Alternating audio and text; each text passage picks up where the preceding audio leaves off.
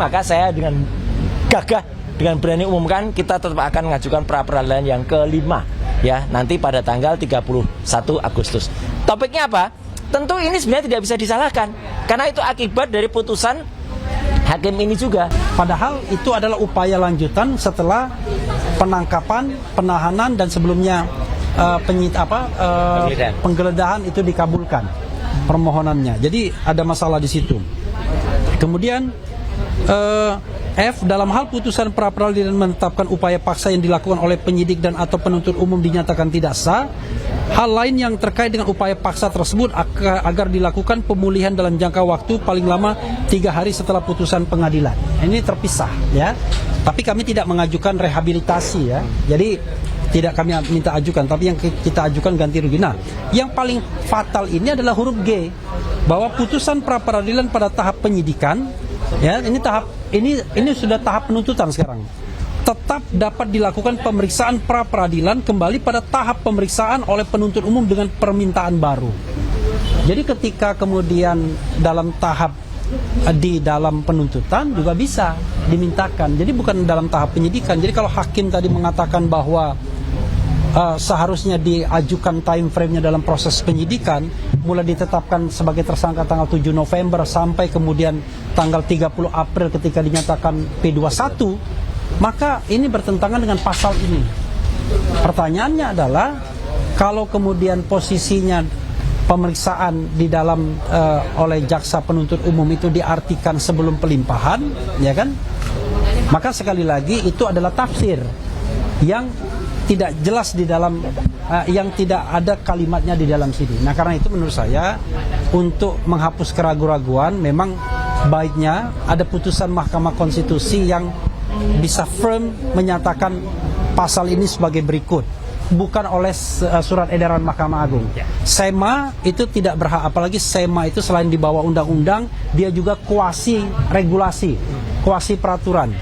Ya, jadi SEMA itu surat edaran yang sifatnya internal, sesungguhnya harusnya tidak berlaku secara eksternal mengikat Mas Roy dan kawan-kawan. Ya, karena itu misalnya Mas Roy mau mengajukan pra peradilan dikatakan sudah ada SEMA, wah itu nggak benar ya. SEMA tidak mengikat Mas Roy. Tetapi memang masalahnya dalam sejarah hakim lebih takut dengan SEMA daripada konstitusi, itu masalahnya.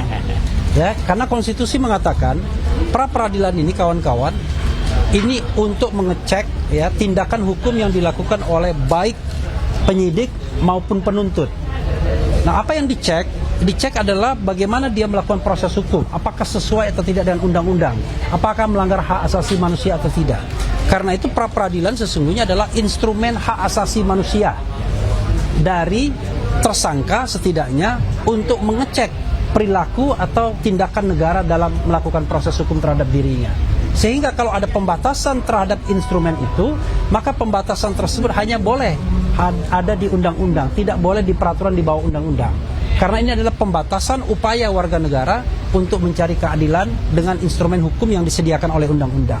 Karena itu tidak boleh dibatasi oleh peraturan di bawah undang-undang. Itu yang ingin saya sampaikan. Ya. Ristan, ada tambahan? Cukup. Ada tambahan yang lain? Satu suara. Oke, Mas Roy, silakan. Baik. Mas Roy ke tengah. Ya, Assalamualaikum warahmatullahi wabarakatuh. Waalaikumsalam. Ya, pertama-tama terima kasih atas kesetiaannya untuk tetap hadir pada putusan pra peradilan yang keempat. Dan jangan lupa, ya, kami tetap mengajukan pra peradilan yang kelima, dan itu nanti akan mulai disidangkan pada tanggal 31 Agustus tahun 2026 minggu depan, ya, gitu. Jadi sudah ada jadwalnya keluar. Nah, soal jadwal ini penting. Kenapa saya bilang soal jadwal? Karena jadwal ini bisa diketahui umum dalam SIPP, Sistem Informasi Pokok Perkara, ya, SIPP. Nah, ini yang menjadikan keheranan saya juga dengan para kuasa hukum, karena tadi hakim juga mengatakan status saya sudah berubah menjadi terdakwa. Padahal kita tahu, Pak Refli Harun tadi juga sudah mengatakan status tersangka menjadi terdakwa itu kalau sudah duduk di kursi persidangan dan dakwaan dibacakan. Nah, jadi itu belum terlaksana. Saya belum duduk di ruang sidang pokok perkara, dakwaan belum dibacakan, bahkan jadwal sidang pokok perkaranya pun itu belum muncul dalam surat dalam informasi pokok perkara yang ada di Pengadilan Negeri Jakarta Timur. Dan dari kemarin tersangka karena kita mengajukan pra peradilan. Iya, jadi masih tetap itu seharusnya tetap tersangka. Jadi itulah hal yang aneh ya. Kalau tadi pertimbangannya adalah saya sudah berubah menjadi terdakwa, belum ya itu. Dan yang kedua yang penting banget, tadi saya ulangi lagi bahwa kalau melihat pertimbangan yang ada dari fakta-fakta persidangan, jelas banget tadi yang disampaikan Pak Refli ya bahwa apa? Bahwa pada saat sidang yang ketiga ya gitu, sidang keempat maaf, itu apa? Termohon dan turut termohon itu sebenarnya tidak menggunakan, jadi kebalik tadi, tidak menggunakan haknya itu adalah sebenarnya termohon dan turut termohon, karena mereka tidak menggunakan haknya dalam pra peradilan.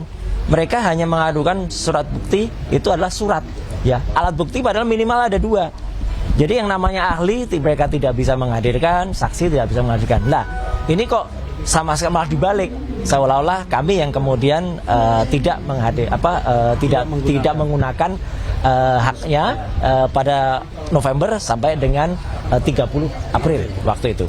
Nah yang penting lagi juga untuk saya sampaikan, mungkin teman-teman juga bertanya kemana beberapa wajah yang biasanya muncul pada press conference ya.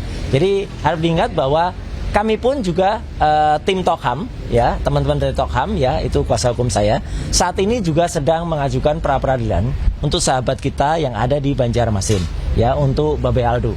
Yang berangkat ke sana ada Pak Gafur Sangaji, ada Pak Yasena, dan juga ada Bu Soraya. Nah jadi kalau dilihat nanti, soalnya ada tuh termul yang sukanya bikin hoax ya gitu. Roy Suryo sudah ditinggal kuasa hukumnya ya, katanya orang itu filsafat ya gitu. Tapi filsafat itu kan biasanya kan dia pikir, filsafat itu kan banyak berpikir, tapi mungkin dia pikir dia pintar gitu ya gitu. Jadi udah habis semuanya itu, ngomongnya hoax semua ya. Katanya waktu itu Pak Refli Harun bilang sudah mulai ngomong panci. Itu telinganya juga harus diperiksa ya, karena yang Pak Refli Harun waktu itu sampaikan di sini juga itu, awas kalau maju itu seperti orang pancing.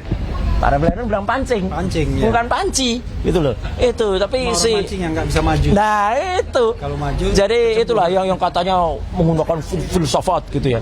Namanya kalau nggak salah Simon K atau siapa gitu ya. Ya Simon K kalau nggak salah namanya ya gitu. Ya itulah parah lah. Jadi supaya tidak dimanfaatkan itu, maka teman-teman kita saat ini lagi membantu juga untuk, kenapa bantu? Karena apa?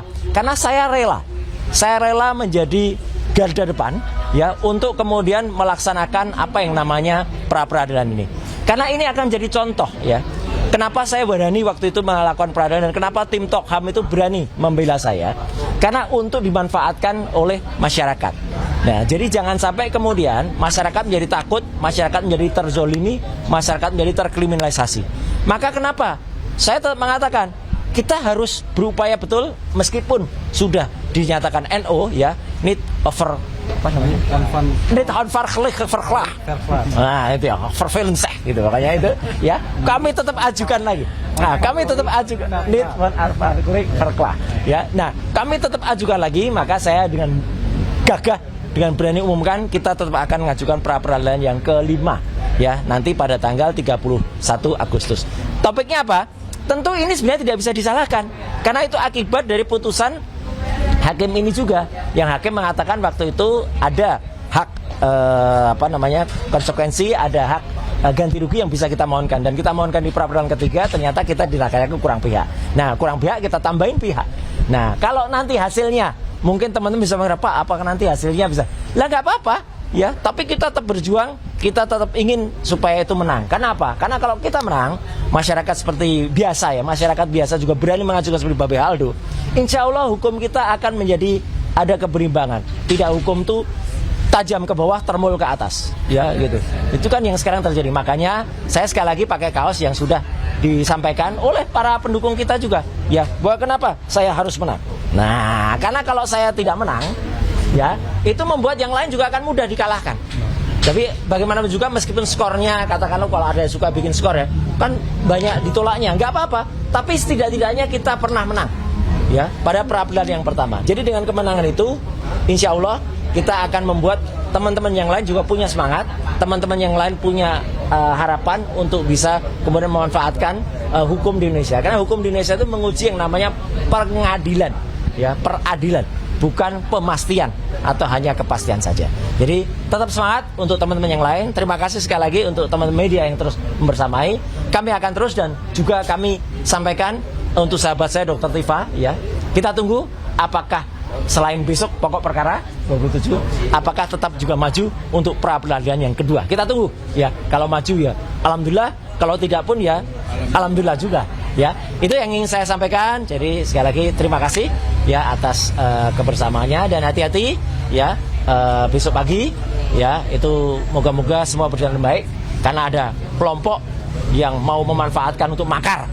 Harusnya intelijen tuh tangkap orang itu yang kemarin sudah bikin statement, ya, apakah kita akan siap kalau itu 2029 dimajukan, ya, siap gitu. Nah itu makar, itu jelas, itu jelas mau makam. Judi Ari pada kasus Budi Online, ya, itu orangnya, ya, gitu. Dan jelas di sampingnya ada siapa, dia senyum saja, itu senyum, tidak sama sekali tidak menolak statementnya. Jadi makanya hati-hati besok pagi, ya. Semoga Indonesia tetap baik, semoga Presiden Prabowo tetap juga bisa mengemban amanah rakyat dengan baik, dan tidak ada yang numpangi demo besok pagi seperti yang smart yang dilakukan oleh adik-adik UI, ya, tidak turun besok pagi, ya. Karena menurut saya agak aneh juga, ya, demo soal perampasan aset, kok yang demo malah dari luar kota agak jauh ke sana. Ada apa dengan itu? Nah, itu aja ya. Saya nggak akan lebih lanjut, nanti dikira politik. Sekian, terima kasih. Wassalamualaikum warahmatullahi wabarakatuh. Waalaikumsalam warahmatullahi wabarakatuh. Kita tetap harus menang. Oke. Harus. Oke.